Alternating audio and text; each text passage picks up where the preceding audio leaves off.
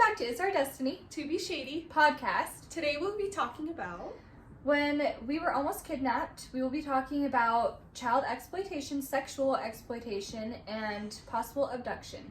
To get right into it, we were in middle school.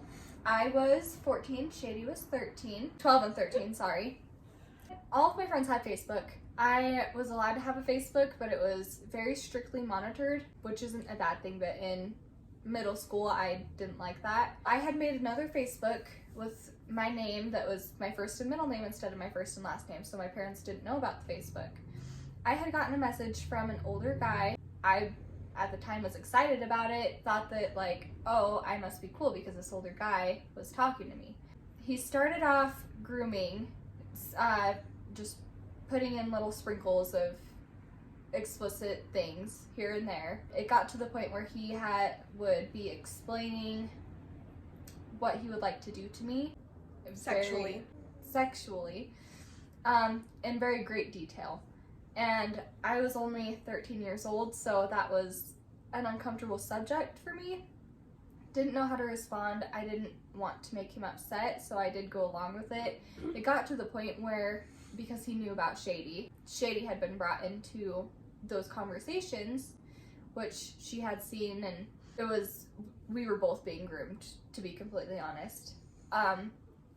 It got to a point where I had let him know I was going to tell my parents I was uncomfortable with the situation, and he then had threatened to come in and kill my family. My family did have a security system. I had told him about that, but he knew my address, said that he could hack into the system, that he would be able to get to me, to my family. At this time, we grew up, my family at least, I'm not sure how her family was about it, but we grew up knowing that social media is a danger and knowing that there are lots of predators on social media that love to groom little people. That's why it's very important for parents not to let their kids on social media super early.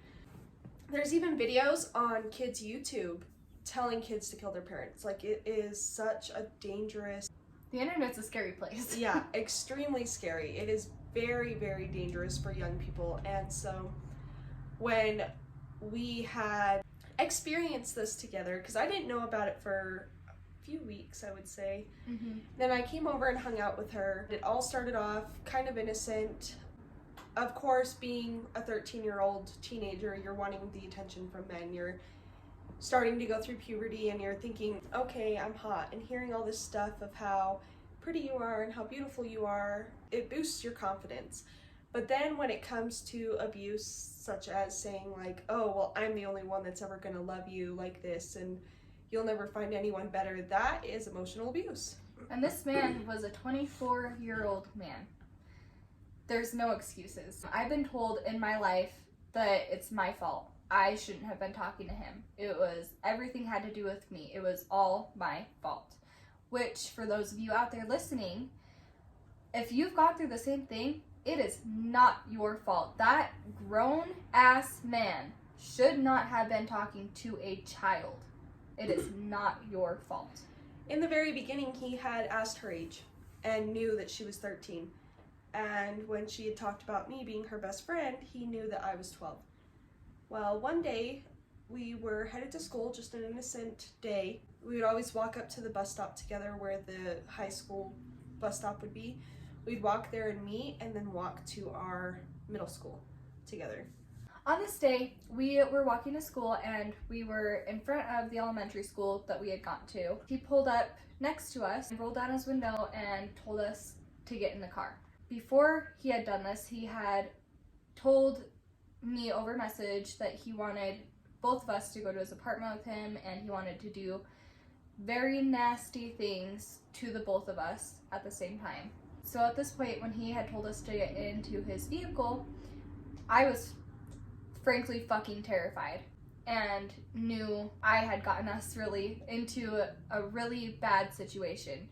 Shady had been standing kind of behind me, and I just quickly thought to pull out my phone, pretend like I got a message, pretend like somebody's waiting for us, somebody's gonna know where we are, somebody would know if we had gone missing. So I pulled out my cell phone, pretended like I had gotten a message, and told him that our other friend was waiting up the street from us, that if we didn't meet with her, she would go and call our families and they would be looking for us. At that point, which you could tell that he got cold feet about the situation and ended up leaving. We had walked up to our local grocery store, Smith's, waited there for about 10-15 minutes, took a different route to school. We went through a street where there was a park, walked down that way, and then walked past the church, into the church field, walked past the fire station that's sitting right there, and then crossed a crosswalk and walked to school. It was a very scary situation, to say the least. But at the time, being so young, I feel like I didn't understand the full concept. When our parents were made aware of this, they had brought us to the courthouse to get emergency restraining orders against him. There was no consequences on his side of it. He ended up moving to Utah or Colorado? I just know it was out of the state. He moved out of state. That's the biggest slap on the wrist that he got. They did end up confiscating his iPad that he had used to message me, and all of the proof, everything, pictures that he had sent me, pictures that I had sent him, the things that he explained that he would want to do to me, everything had been on that iPad, and none of it mattered. So, to go back onto the situation, our safe place that we've always met, not safe place, but where we would meet halfway to walk to school every day would be this specific bus stop in front of an elementary school. So walking there, it felt safe to do so, and when that had happened, it was like we were in fight and flight mode for a while after that. We would always walk together, go everywhere together. We started meeting halfway earlier on through her walk. We would meet in between the local grocery store, Smith's, and the elementary school.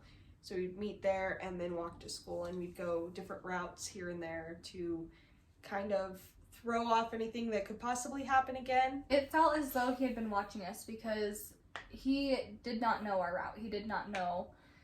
Granted, there is only one middle school in our town, but he didn't know that we went to that middle school. He didn't know the route that we took, any of that. So it did feel like we were being watched. And he had lived in the apartments behind the middle school at the time. So it was very alarming, because what if he was doing this to other children, and it happened to And they them. did find out that he was doing this to multiple girls in the surrounding states. So he's very, very scary, and the fact that they only let him move to a different state and not took him to jail or prison or anything like this. I don't even think he had to register as a sex offender. So he's probably out there living around another school. Do you remember his name? I don't. I think he went by, I can't remember his name. Just monitor your children's, Everything. Everything. Make sure that when you create a social media, it is private, or it's only for friends, and only people who know your name can look you up so that you are safe. Also, keep an eye on your child's behavior, because when this was happening to me, I pulled away from my family. I would be up all night long. My parents obviously didn't know that I was staying up all night long, but I was awake from the time I laid in bed, from the morning after. I wasn't sleeping. So keep an eye on your children's behavior. If they're pulling away from you, if they're staying up all night, please check their socials. Everything that you can. There's even apps that look like painting apps that you can message people on.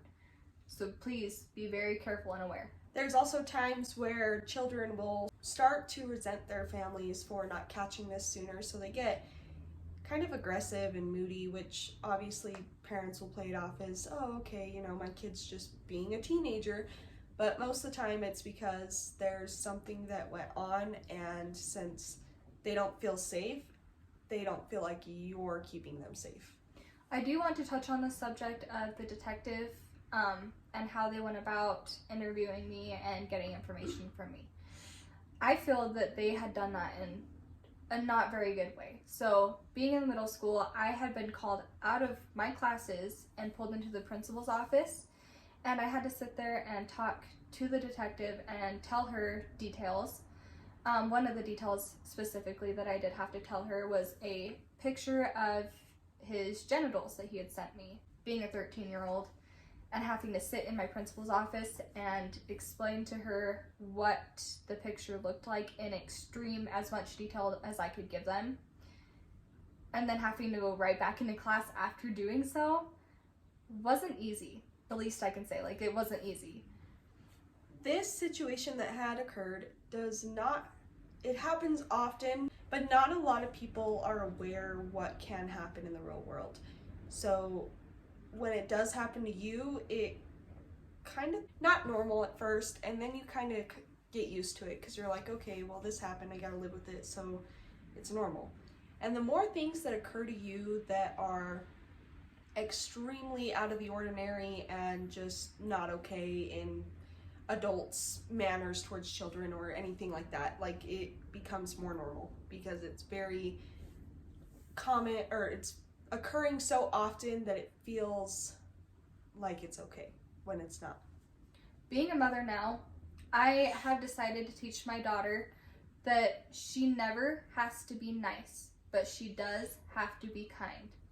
So that goes as, say somebody's doing something that she doesn't like. Somebody's trying to hug her, somebody's trying to really do anything, and she doesn't want them to. She does not have to be nice. She can tell them to go away, to leave her alone. Anything that she has to say to get her point across that she doesn't want it done, she can. But she does have to be kind in the way of not just outwardly being rude to everybody. If somebody's Sharing nice to toys. her, sharing toys, sharing anything in that aspect. So again, she does not have to be nice, but she does have to be kind. I also feel it's very important because growing up, when all of the things that happened to me in my life happened, I would explain it as down there. And for me, I have been teaching my kids what the actual name of their parts are, so that if anything like that happens to them, they can explain it to the detective without feeling uncomfortable or like it's a bad word or something, so that it can only be said one time and not have to go through multiple investigations or different types of things where they're just constantly being questioned. Because when things like this happen to you, you don't want to talk about it all the time, and then when you feel comfortable talking about it, you get judged for it because it's not normal.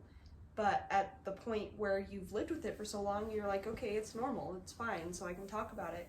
But yeah. It goes back to the fact that I had been blamed by multiple people in my life for what had happened to us.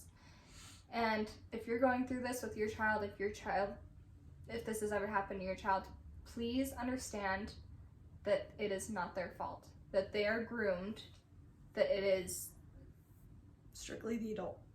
on the adult strictly. That man should have never been talking to a 13-year-old. Or a 12-year-old. Or a 10-year-old. Any child. Or a 14-year-old. Mm-hmm. It just goes to show how many people fall down the wrong line, and also at the same time, I feel it's very important to be kind to everyone because you never know what they're going through.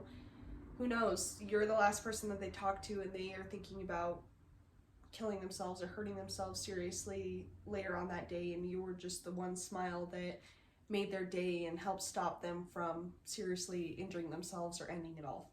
Mm-hmm. So, okay, I think that concludes our video for today. All right, we will see you on the next episode. Mm-hmm. Thank you. Like and subscribe, share our videos so that we can get the word out there, and stay kind. Okay, thank you. Bye. Sexually. Welcome back to the podcast. Today we will be talking about child exploitation, sexual exploit. Let's just restart. How old were we at the time? I think I was 14? 13? I think We were you in high school. No, we were in middle school. Yeah, we were. Okay, so I think I was 13. And I think I was 14. No, I was 12. Oh, yeah, no, I was 13. Yeah, okay. Okay, let's restart. Okay. Welcome back to the podcast. Welcome back to It's Our Shady to Be Destiny.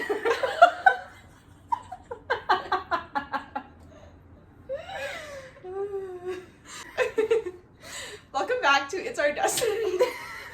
Do you want me to say it?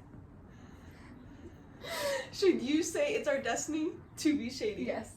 Okay.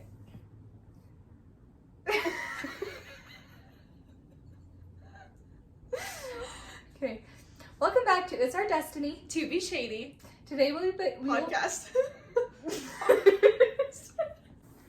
Welcome back to What's Our Destiny. I said it's, but it came out us.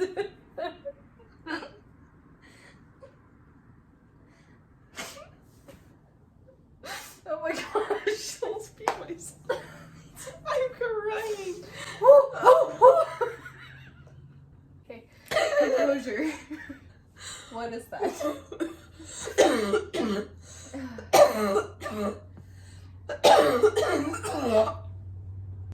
Welcome back to It's Our Destiny. To be shady. Today we'll be talking Podcast.